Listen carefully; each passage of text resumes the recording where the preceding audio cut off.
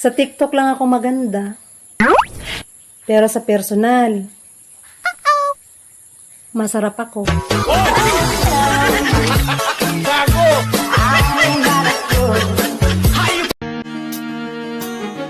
Halos lahat ay nagtatanong doon sa aming bayan, sa gitnang kanluran na aking pinagmulan.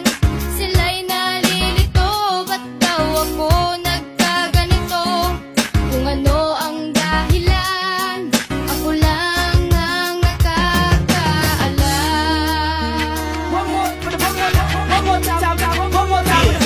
Sa aking paligid ako'y hinuhusgahan, sa bawat kilos ko ay sadyang pinagtatabuyan.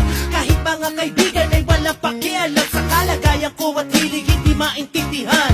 Wala nakikinig at sarado ang isipan. Nais ko lang naman ay kanilang maunawaan.